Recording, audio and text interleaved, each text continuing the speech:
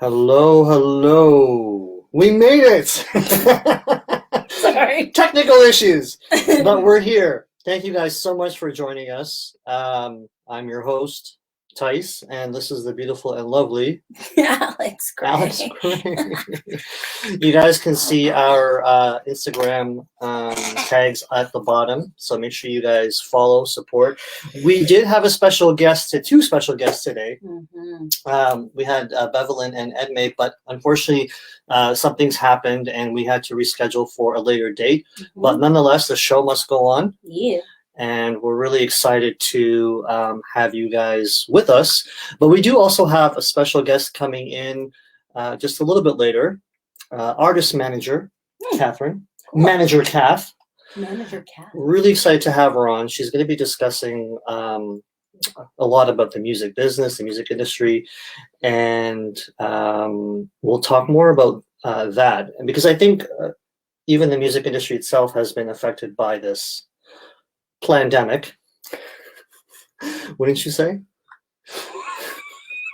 Speaking of, did you hear the latest news? Jennifer Lopez and Homeboy, they split up. What? I'm not shocked. No, yeah, what? I'm not shocked. Were they shocked? Not just wait? No, there's too many moving pieces. Too many moving pieces for you? I can't handle those. Well, you know what? Stop lying. But what I really want to talk about today, I think it's a very important topic, is the music industry and how it was affected by the pandemic. And I also want to talk about professionalism, because they kind of all tie into each other, correct? Yeah. I think we chatted about this last night. We were talking about professionalism. I think the way business has been conducted has changed. Yeah. Wouldn't you say? I haven't really. I've never been in the music industry, but I've been in acting.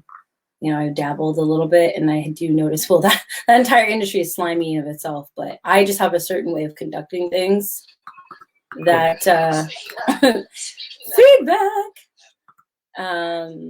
Continue. Yeah, sorry. I have a certain way of conducting myself. I'm hearing myself.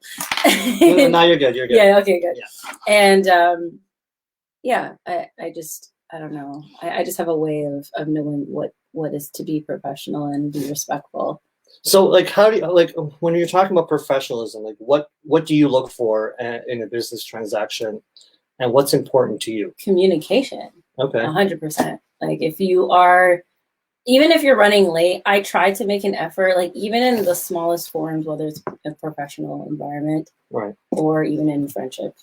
I do might try to, be consistent. Be consistent and say, hey, I'm running late, or whatever the case is. But yeah. What's going on, Joel? Hey, I do. Wait, what? Oh, I think he's talking about J-Lo. Oh, shoot. Yeah, she's got more rings than Tom Brady. That's disgusting.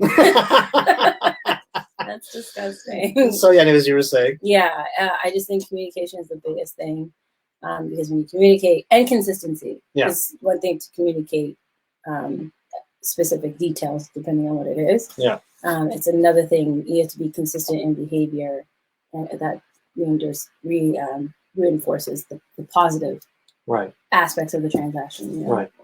So, okay.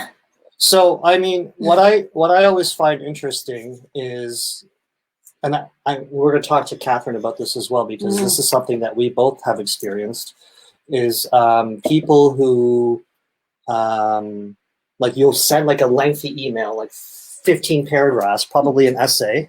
Sorry guys, just doing some technical stuff here. Still working out. And you get like a 3-line response. Yeah. Yeah, like, I don't know. Sorry, you can continue. I'm just going to fix this so we don't have any. Like, the whole thing of you want to be so detail oriented, and then people respond with K. Yeah. Like, that's usually, and I've become a lot more thorough, or realized I'm very much of a thorough person. Yeah. You could have like this much of a paragraph, and I can dissect your paragraph. Right. And to make it lengthy, because I like details, and I like to, sometimes I go back even in Facebook comments and edit things, right? Yeah. Because I'm just full of detail like that, or there's things that I miss. Right. So I just, in regards to, you know, professionalism, like you want to have as many details as possible, Right. you know, because you don't want to miss anything. Yeah. But some people just kind of don't care because they kind of feel it's procrastination, I think. Yeah. I think it stems from procrastination. Right. Where it's like, I'll handle it later. I don't know. It's jumping ahead, but yeah, that's okay. For those of you joining us on Instagram Live, we're also on Facebook Live. Just look up FYF the 6th. We have a special guest coming on in just a little bit, Manager Kath, who's an artist manager, has been in the music business for over 20, 30 years. Wow. I don't want to misquote, but lots of experience. I've had the pleasure of meeting her through TikTok, and we've been friends ever since. Hey, Sally, what's going on? So let's talk about when it comes to professionalism. Mm. Do you address your concerns? Like, do you call out the BS or maybe the lack of professionalism that maybe one? Yeah, I do now. Yeah, I think more so now. Now, do you do that in an email or do you do that like voice to voice? I do email because it's a paper trail. Yeah, paper trail. Proof. Yeah, receipts. Yeah, you need receipts with certain things. Like, remember when I was telling you the story? Just an overview of when I was falsely accused of having COVID or coming in with COVID symptoms. Yeah. When I did not have that. All right. Hey, Thailand. We got Thailand viewers. Oh, hey. And I got falsely accused, and I had to let it be known to that person, you cannot spread certain things that are not true. And I did it all through email. Right. And she denied it, even though there's paper trail that she did say these things. Yeah. So again, like I'm the person to, depending on what the situation is, I will send an email because it's paper trail and it's easier. Because you can't argue, you can't manipulate what a person said in their email, right? And there's certain things where you just you have to be mindful of how you approach it, period. Yeah. Because then there's situations where you have to do it verbally. Right. So I don't know. It depends. It depends on the situation. Yeah. So. Yeah, I'm very detail oriented that way. Like, I want to make sure I dot my I's, cross my T's, and I like to kind of see things come through, like from the inception to the follow up. Yeah. Because I think it's so important that I don't know if it's just like if it's like a millennial thing. I don't know if it's like like something has shifted in our social norms that kind of allowed people to conduct business in a very lackadaisical, very, I don't know, wishy-washy. It's wishy-washy. Yeah, like it's the wishy-washy. Like, I don't find it's like, I don't know. We'd like to kind of I don't know. I'm very old school. Like, I think I like to kind of keep things consistent. Yeah. You know what I mean? And from everything, you know. But with that being said, we're going to again chat with Manager Kath, who will definitely talk more about the music business. And she's very gritty. She keeps it very real, which is what I like, because I think a lot of people are scared to keep it 100, not just within the music business, but even now with everything that's going on in our political climate, our racial climate, our gender climate. Like, I think a lot of people are just afraid to speak out because they're afraid of this cancel culture. Yeah. Do you know what I mean? I was, yeah. I don't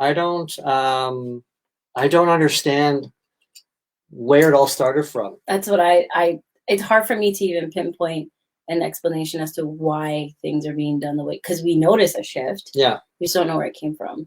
Yeah. It's a slow gradual conditioning. Mm-hmm. Maybe it's technology. Yeah. You think so? Maybe technology really kind of, I don't know, maybe because some people held on to certain principles. Like, well, it's kind of going back to that whole situation with Pierce, right? With Pierce Morgan. Mm-hmm. Like, he's been very controversial, very outspoken for years. I don't know why this particular situation was so exasperated to the point where he quit or got fired or whatever the narrative is. But I just find it so interesting. And I also find it so interesting with the latest distractions that have been going on with respects to this whole Meghan Markle thing and the Oprah and these cancellations of cartoons and, but they're not focusing on the real issues. You know, there are children missing. There's trafficking going on.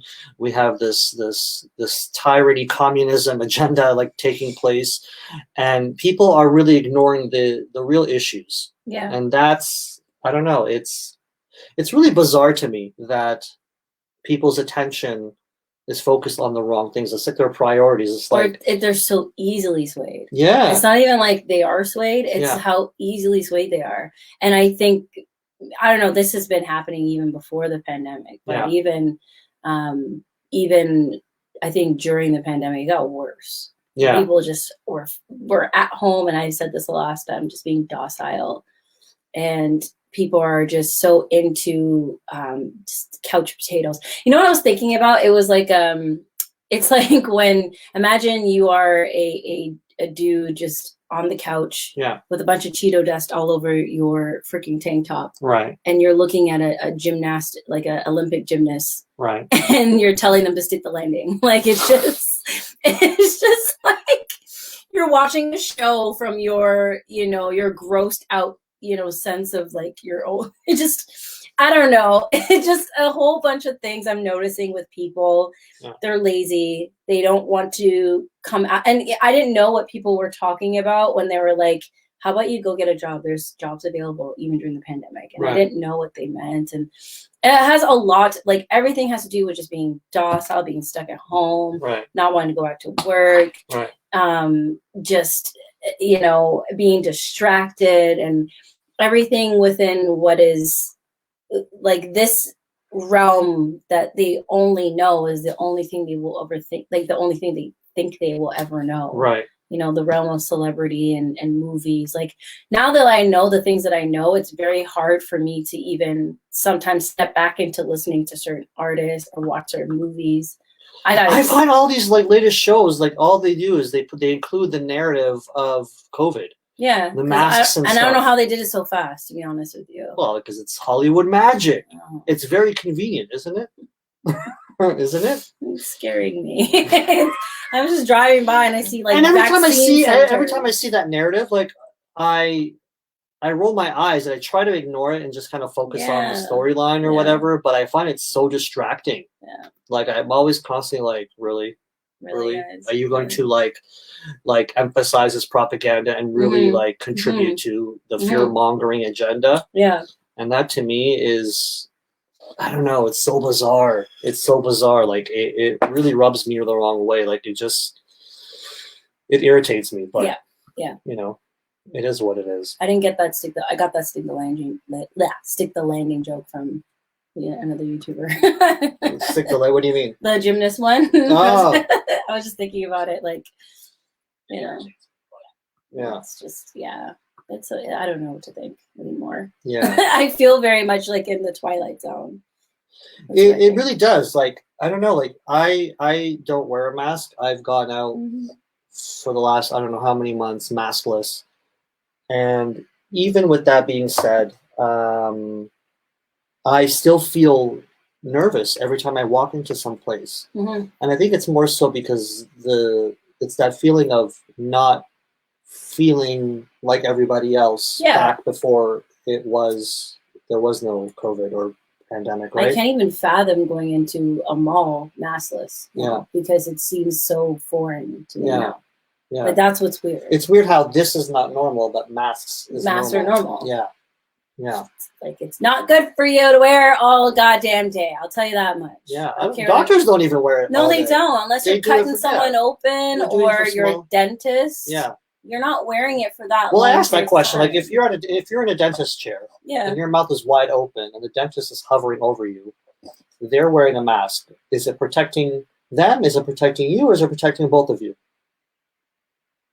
See, in my opinion, it's protecting both of you because he's in your face, your mouth is open, and he's like hovering over you. So him wearing that mask is protecting you from him breathing in your face, but also from you breathing in his face and then having all that guck, all that, you know, what do you call those? Saliva? Saliva, like those, like, like all those machines and stuff. And yeah. That thing. It's there to protect both of you. You know what I mean? So I don't understand the logic, you know. And now that everything's kind of open again and people are going to restaurants and things like that, I find that very weird that people can walk in, go to the host podium, wearing a mask, and then walking with the mask to your table, taking that off. I never understood that, to be very honest with you. Never understood it. It made no sense to me. Anyone who tries to justify it, I say in my head, I'm like, you're crazy. Yeah, there's no logic. There's no logic. Like, okay, I'm protected. I'm not protected. I think that's when COVID leaves you alone, is when you're eating. When you're eating. They leave you alone. But does that mean, like, if you wear 2 bathing suits, does that protect you from pee in the water when you're in a pool? Like, if you go swimming and you're wearing 2 bathing suits, does that protect you from the urine that's in the pool from the little kid that peed in it? I know what you mean, because, like, at the end of the day, there's 2 different scenarios. Yeah. But it's the same concept. Like, it's just like, it doesn't make sense. And then, you know, we're talking about this. You know, you're going to have the double maskers are going to be fighting with the single maskers very, very soon. Yeah. The non-vaccinated versus the vaccinated. Yeah. It's going to happen. I still can't comprehend it. Did you see that video that I posted of this young girl who went to Starbucks? and so you can hand me the mask, but you can't hand me my drink? Yeah. She went to the drive-through window and he's like, do you have a mask? And she's like, first of all, she's in her car. Yeah. Secondly, he's like, you know, you have to wear a mask in order for me to give you the drink. He's like, if you don't have a mask, I'll give you a mask. She's like, so you can hand me the mask, but you can't hand me my drink. Like, you can take my money and I can touch your keypad, but you can't give me my drink. Like, and when she like called him out on it, he was just like, like they didn't know. Do you know that I went into a grocery store? I think it was Longo's or one of those higher end grocery stores, and I walked in, and the guy at the door who works there, you can tell he's probably like, I don't know, 19, maybe 20, maybe 7, I don't know. Anyways, I walk in and he's like, oh, excuse me, do you have a mask? I'm like, no, I'm exempt. Kid you not. He's like, what's that? Like, how are you not trained? How are these companies not training their staff and their employees about the sensitivity of people who will come in and say, I'm exempt? Sorry. He's like, I have to get my manager. I'm like, I could have gone and did my shopping and came out already. And by the time your manager came in, I would have been long gone. I don't know. Do you know what I mean? I don't even know what to say anymore. It's a Twilight Zone. It is a Twilight Zone. So let me just see here 1 second. I'm going to. What's going on here? What is going on? I don't know. We're going to invite Manager Kath to Instagram Live, and then we're going to get her on here. So Manager Kath, once again, is going to be our guest for tonight. We are going to chat. I'm just going to turn the volume down here. We're going to chat about some things. Hey, Manager Kath. Hello. So we got you on Instagram Live, and we're about to go live. Hello. Hey, how's it going? Thanks for having me. I love the setup. Is that like a neon light going on over there? What's that? Yeah, I feel like part of me still like that millennial, so I have to get the neon light, so I have like that vibe. No, for me, I like atmosphere, easygoing, you know, chill vibe and writing and working emails and stuff. So I don't like fucking bright lights and shit. So nothing like our setup, right? Our wall of shame. No, it's wonderful. I think it's great that we all have these Zoom conversations now, that we're able to see how we live and be behind the scenes. So I think it's really wonderful, actually. Well, thank you for joining us. I really appreciate you taking the time to chat with us. So for those of you just joining us, this is Manager Kath. Manager Kath, why don't you tell everybody a little bit about yourself? For sure. So which camera am I looking at? My computer or my phone? Right here, computer. Cool. Yeah. How, you know, that's one of the chill boning questions anyone can ever get is, you know, tell me about yourself, because no one really gives a shit. Right? I do. I need to know. I like to know your resume so that, you know, I know what I'm working with. So I always try to tell my artists, you know, if there's a fine line of, you know, bragging and being humble. Yes. So for myself, I'll be 48 next Sunday. Wow. And I've been playing the piano since I've been 3. Wow. So I started very young, and I took some lessons and didn't really want to do lessons. At the age of 5, I wanted to do everything by myself. And just really have just been doing every aspect of the music industry from that age, whether it's writing, recording, producing, holding workshops, writing grants, Yes. education. Yes. So, to sum it up, I started writing when I was very young and playing the piano and played the guitar. And I probably drove my brother crazy because he kept saying, "You're driving me crazy."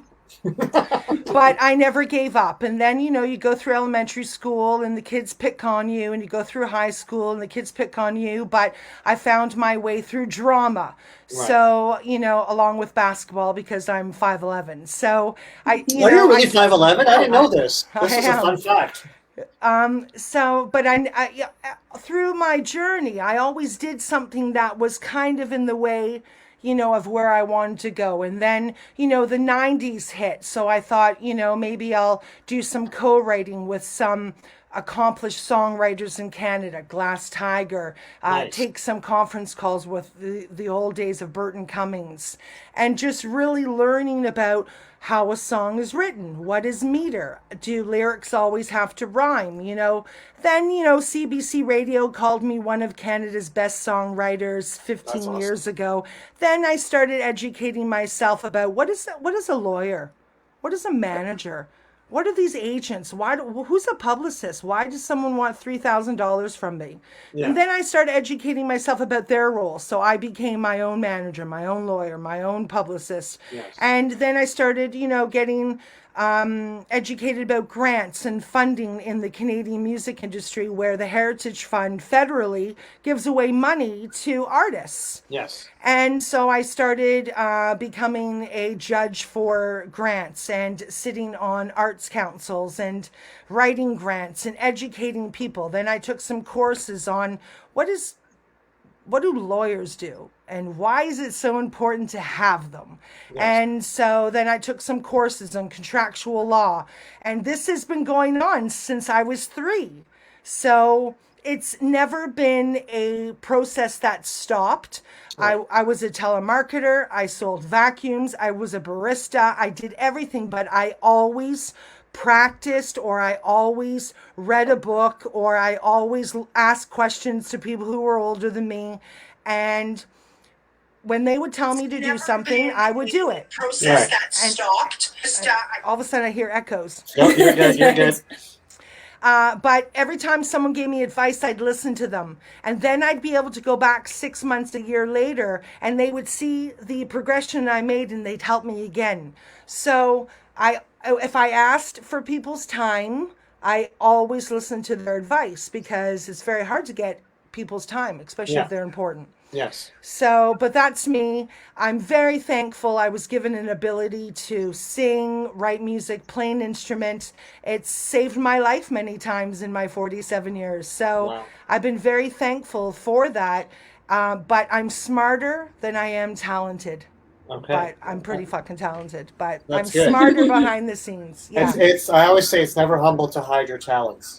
Yeah, I try not to, because I've worked really hard for them. Yeah. But I always try to find that fine line of being humble and thankful, but also saying I'm the fucking boss type of Yes. thing, right? Yeah, So, yeah. anyway. So Alex and I were talking earlier about just the way people conduct business today. How has that changed for you throughout the years in your career? Well, not to... So rephrase the question. So how has the pandemic changed my career? Well, how has like the way people conduct business as a whole, like just the way they conduct business from when you started in the music industry going into like today, not necessarily the pandemic, but just business itself? So, I mean, we all remember the days of sending off envelopes and, buying someone pizza and sending them flowers and here's my CD. And, Yes. that's changed. But coming into the 21st century, because I was born in the 19th century, but also I'm in a great age where I understand, but knowledgeable enough to really grasp it. I was around when the internet first broke open. So Yeah. I have so much education about using the digital platform, which is how it's changed in the 21st century and to our advantage. If I wanted to get a hold of someone in the past, I'd have to write them a letter, put a stamp on it. Back in the days where we would lick a stamp, Back in the days. right? So people don't even lick stamps anymore, right? Because Yeah. of this, nonsense. Yes. So that's how it's changed, and for the better. If you know how to use the tools that are given to us in this day and age, the success is unlimited. Yes. Because there's so much information. If you know how to weed through the bullshit and get to where you need to go, ask the right questions, use the right social medias, the tools, it's quite easy, this industry now. Yeah. And how has the pandemic changed the music industry? Sorry, pandemic. So, so you know what? Listen, it's always been and always will be. Artists make their money from two things. Most top two things is ticket sales and merchandise. Yes. So that will always be and always forever. Streaming is very minimum unless you have those millions, billions streams, etc. But then, pieces of pies are being taken. But that's how it's changed. No live shows, but that's no excuse because we live in a digital world. It's easy for us to go and get the software to do live shows. Mm-hmm. And if you run a live show every Friday at 8 p.m., everybody knows, I can't catch this March 14th show, but I'll be there March 29th. Yeah. And so you create the continuity, you create your brand. People have to know how to use their socials properly. If they don't, good luck. Yeah. You're just going to get swamped away. It's the killer of this music industry. If your socials are not up to par, I don't give a shit if you have 10 million streams. Yeah. You must have activity on socials to show that you're relevant. Right. And if you had 10 million streams, why would you not be bragging about it? That's right. So speaking of socials, what I really like about what you're doing with your socials is you're putting small clips, like just, information, 1 minute information for artists and people who want to break into the music industry or people who are already in the industry but don't necessarily know how to navigate. So tell us a little bit about that, because you're doing that on TikTok and you're also transferring that to your Instagram. So tell me a little bit about that and your purpose and what you're doing with that. I always like to think before I answer the question, right? Take your time. Because I want to give an intelligent answer that's not just ramble, drabble bullshit. Yeah. So, the purpose of doing that is to give a person a crash course with under a minute on certain topics. No bullshit, no nonsense. This is what we need. This is what we need to do. This is what you need to do. I see a lot of flowerish, stuff, but I don't know. I want to just be real. If an artist can get through me, they really have the potential, if their music is great, because a good song always finds its way. Yeah. But they have the potential of reaching to that next level, because I'm a tough cookie. But I have a heart of gold and I give a shit about people. And Yeah. at my age, I don't need to put my name on just any project. Right. Right? I'm very picky on who I want to work with. So I think It's a reflection important. of you. Yeah. Totally. And my legacy, right? Because, the good Lord only knows when. So for me, I want to do a great legacy of teaching people, being real, being authentic. People might say I have opinions. I'm full of opinions all the time. Nobody even asks for them. I just fucking give my opinion. So This is why the show's called FYF. Fuck your feelings. but I do it from my heart because I give a shit about people, and so many people helped me in my career. So many people. I'm so thankful, and they still do. So the least I can do is take 20 minutes here, an hour here, or mentor somebody. But, you know, those days of Mother Teresa are over. As I get older, I'm not so kind anymore because time is valuable. It is. And that's why I feel if people don't, in my contracts, I put in there that if you don't listen to my recommendations or take my advice, I'm not held liable. Yeah. Yeah. You're Because protecting yourself. because I can tell someone what to do and they don't listen to me, and then they come back and say, well, it didn't work. Well, motherfucker, I told you 18 times. Just saying, I don't know if this is PG related, but No. I'm really Not at just all. keeping it real. There's just Yeah. no That's- time for bullshit. It Yeah, really that's what has the to show's be about. good music, integrity, working with the right people, trusting, having fun, but just working on great projects. Yeah. That's Yeah. it. And speaking of your career, what are some of the challenges that you've faced in the industry? You know, I'm just gonna say, people are shady. People are shady. That's it. Yeah. I've had good and bad and happy and sad. I've been sued. I've countersued. I don't care. At the end of the day, people are shady. Yeah. They always have a hidden motive, and I don't get it. Yeah. Why not work together as a team to Yeah. create something great? Then do Yeah. it on your own, and nothing's happening. Yeah. So that's what I've learned. And I say that because, I mean, when I was a kid, I was shady. I did business differently. I didn't listen to people, but I learned fast that unless you are in this with integrity, this industry is very small and chipper chaps very fast. Yeah. So, And how do you navigate through that bullshit and still call people out and still remain like working where you're not being canceled or deemed as too difficult to work with? yeah, I'm at that point right now because listen, I'm an Aries. We're a fire sign. We don't fuck around. We're a ram. So, I always try to have diplomacy. I always try to give people respect. Music, fashion, doctors, lawyers, garbage people, it doesn't matter. We're at the end human. Right. So I always try to tell someone off being polite. I wonder what that sounds like. So, and sometimes it works, and sometimes people give me a rebuttal, but I suck it up as I give it because that is communication. Right. And when you have good communication, good, bad, and different, I agree, you don't agree. At the end of the day, we compromise. And that is being, that's a good team. That's good transparency. It's good communication. You give, you take. Right. And what do you look for in the artists that you work with? I just did a TikTok about this a few days ago because that's a common question. I'm looking for an artist that really has their shit together. Like, have your stuff together. You have a game plan. You have music ready. You know where you're going. Your socials are up to par. You're registered on all of the paperwork that needs to be completed before you put a song out there. Yeah. I'm not looking for someone that says, hey, here's my Facebook, make me a star. What? Right? You need to work as hard as I'm working. Yeah. You need to put in the time that I'm going to do it. And I charge people to manage them. And I take 20%.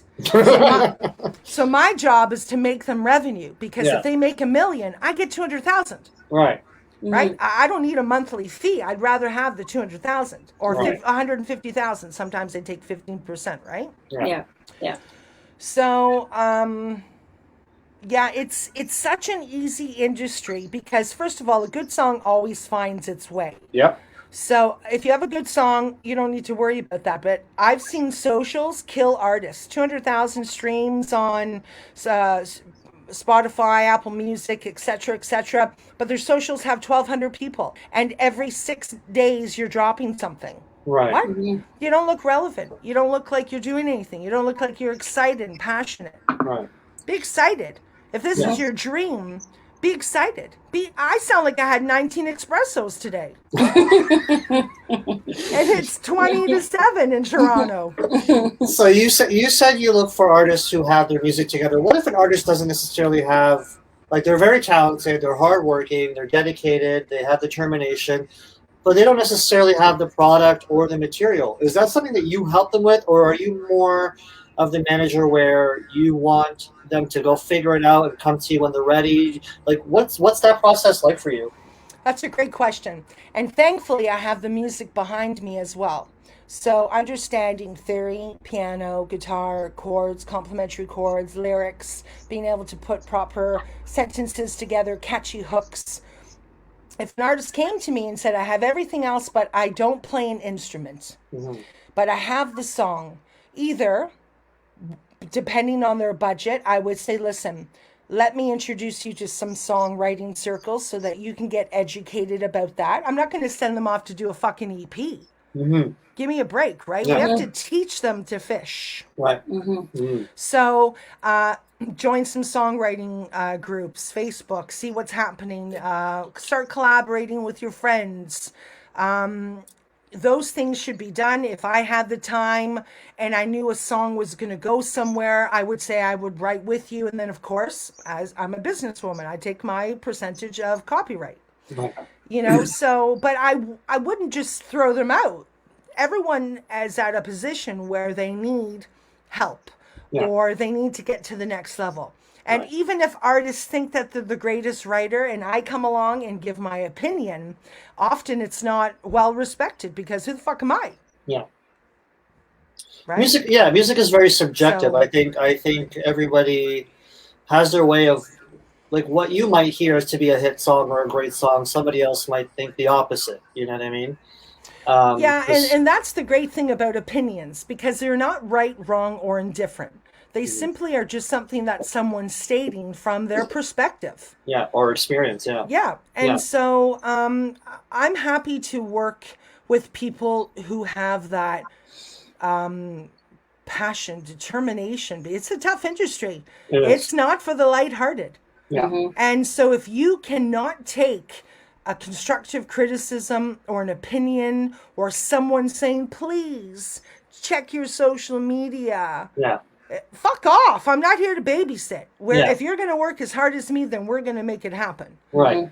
And so that's, you know, that's something I look for, but will also teach somebody because one, people don't want to be told what to do, Yeah. but this prepares them for when and if they're with a label Yeah.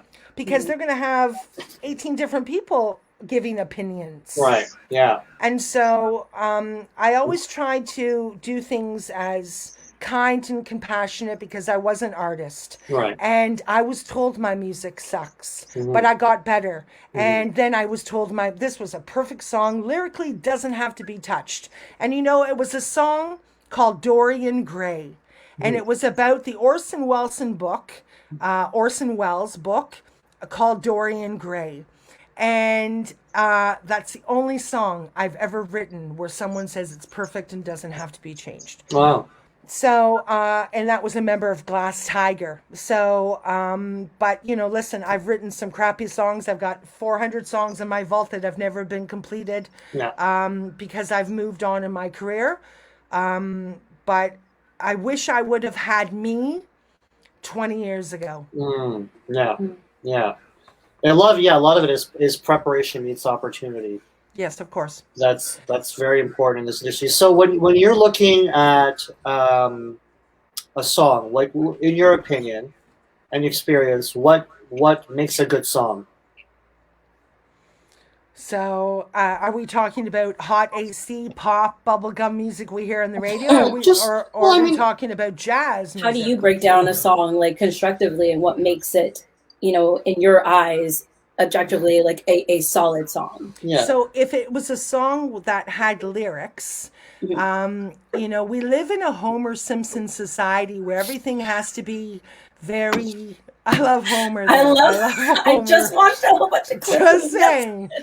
No, I don't want to get no hate mail from Fox or no bullshit. But we live in a society where everything has to be repetitive. So if I was going to listen to a song, what am I looking for? Something catchy, radio ready, friendly, people can get.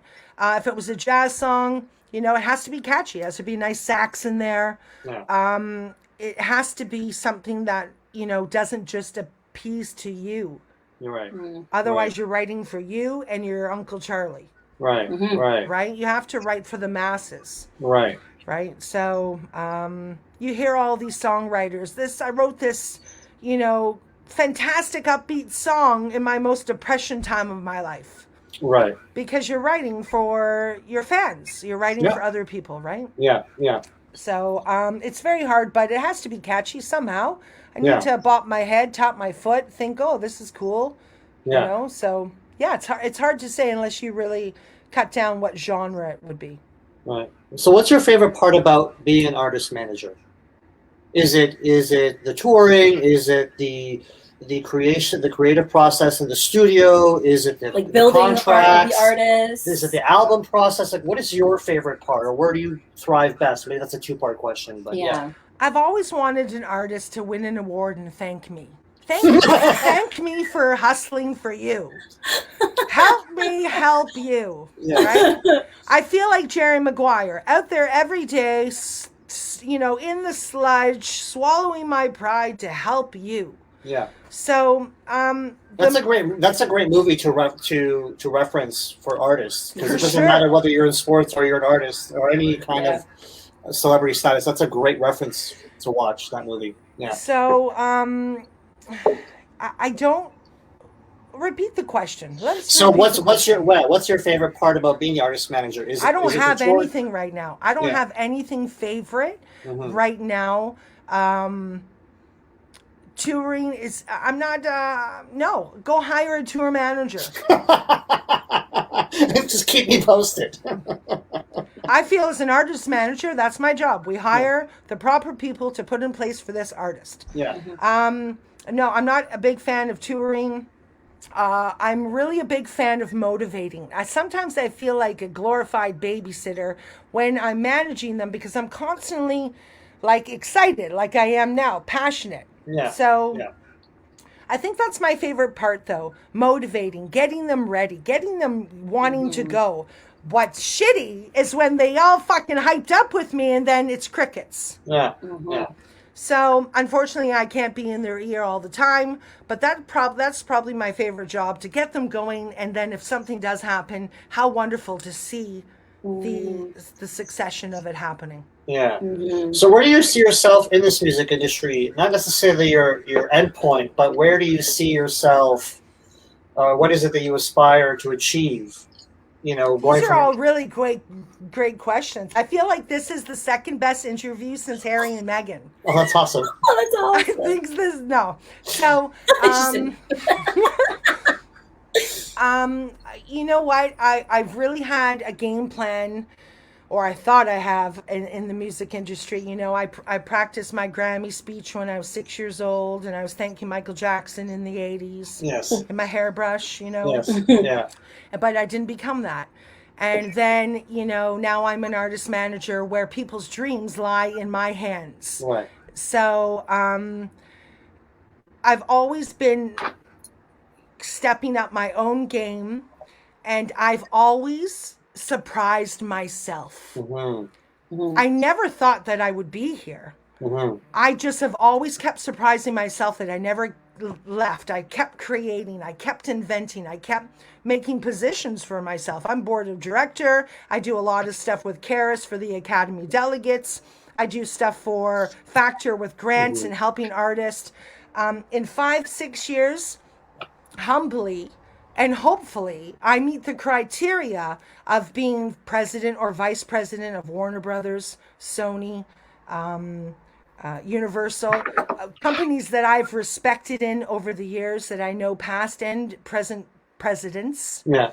But that's hopefully where I land as well, to offer my expertise to a team where I have that support to really take my vision of authenticity and being real and doing great projects. Right. And so that, hopefully, God willing, with hard work and the universe, that's what happens. And if not, then I'll create something. If I'm not doing what I'm doing now, something else will land in my path. But I've never gone without. Right.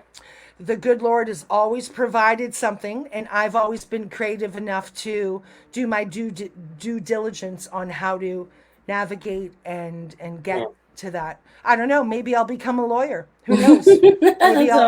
Maybe I'll take university behind the scenes and become an entertainment attorney when I'm 57. Who knows? Yeah, I never know. But I'm open to it. I would totally do that. Yeah, why not? Lawyers making money. They do. Just to touch on something you said, where these artists, people's dreams, they lie in your hands. I just wanted to know what does that feel like for you? And then to add to that, who's the boss, the artist or the manager? Yeah, that's a very good question as well, Oprah. Is it because she's black? I know. Is that the race card? No. Anyway, so and I'm a lesbian, so it doesn't matter, right? Like we're all equal at the end of the day. Yep. So I keep on asking the what's the question again? Because I'm on other tangents. No, that's fine. I'm so excited. When you said that people's dreams, they lie in your hands. What does that feel like for you? You get a dream. You get a dream. You all get a dream. Classic. You know what? I do take it serious. Hold on. Technical difficulties. Hold on. Now my head hurts. Do we have insurance? Technical difficulties. I do get, of course, I'm very serious about that. But when I start to see an artist not give a shit and have instant wants or gratifications, and they feel that now they're entitled, I lose that passion and that chutzpah. Yeah. But I will always care about an artist relying on me, paying me, having me guide them, asking me for advice. I will always give the right human answer.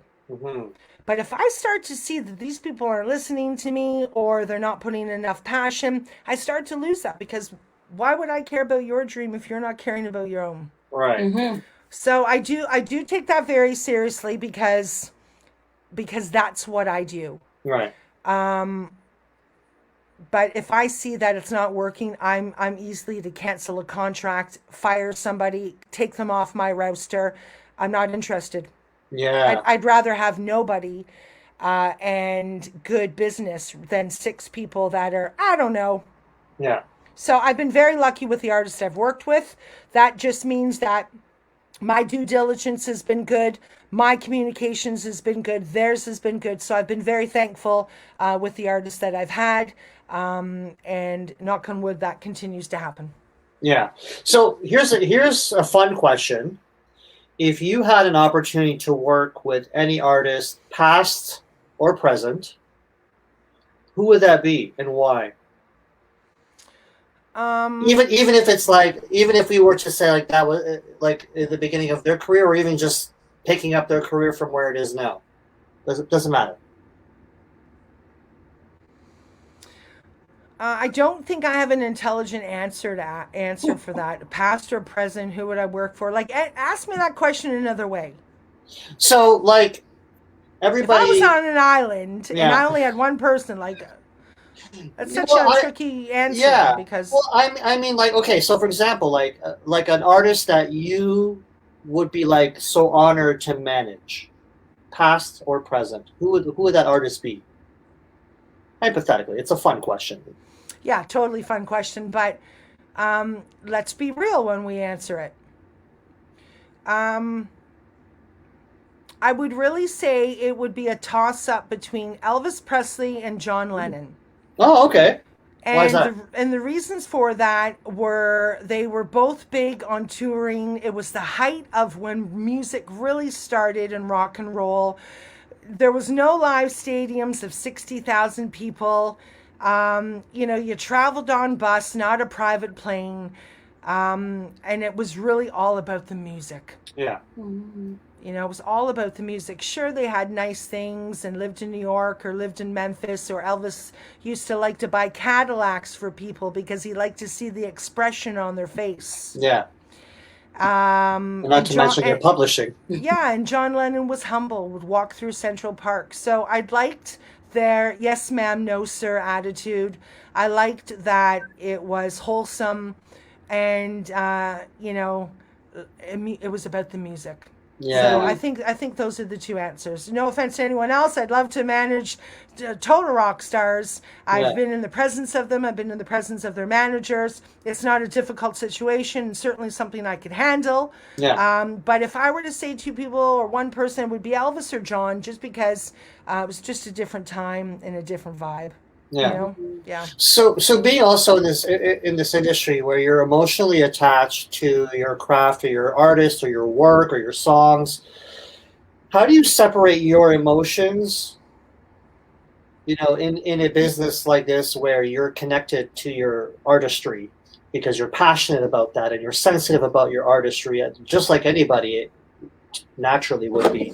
So how do you navigate through that? How do you separate your emotions in that kerfuffle of just this chaos of this shady business?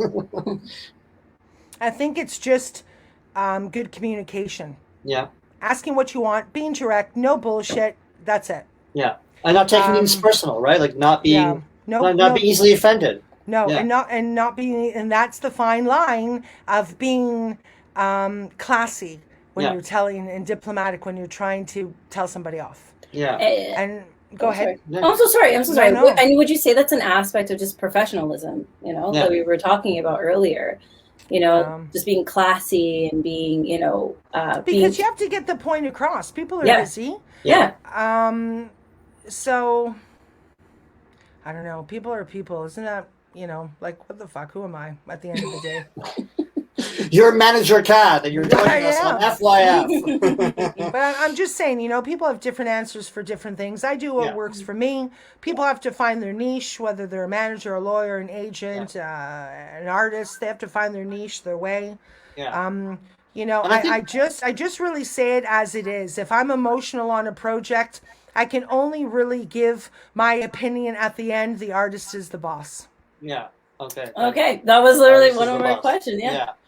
So I think really what it comes down to is remaining transparent, being honest about the way you conduct business, what it is that you want, what you're looking for. And I think if you have those tools, you know, in your back pocket and you're consistent with that, I think that can really carry you in your career to be successful. And it doesn't matter in what area in the industry, because like you said, it is a very shady industry. There's people who are just there to connect with people for the next opportunity. For sure. And they have no qualms about who they walk over. And I just find it so interesting that those types of people still maintain and sustain such a long career. But, you know, a good song always finds its way. So if you have good music out there, you know, sometimes shit happens. But, you know, but who am I? Who am I in the grand scheme of things? I am just such a tiny dot in the mix of it all. And I just do what works best for me and what I think is right. And if that's setting precedents and starting a new trend, great. Let's start a new trend of the way things are done. Let's really try to just be real. I'm sorry I hurt your feelings. Have some fucking pizza. Right? I'm sorry you hurt mine. We leave with a handshake, you know, and we move on in next business. Yeah. I got another fun question for you, Kathrine. What's one song you wish you wrote? Silent Night. Oh, okay. Why is that? Because it's played every year. Yeah. And constant royalties, and the estate of that songwriter now gets royalties. I believe it's Silent Night, or I'm going to say Irving Berlin. Okay. So, as a songwriter, what about Happy Birthday? That's every day. That's every day, of course.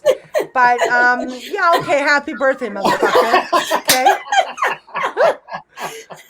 That's what I was thinking you were going to say. Why are you asking me the question and then giving me shit about my answer and telling me there's a better answer? Because you said it plays every year. I just thought, what song? That was a setup question. That was a setup question. No.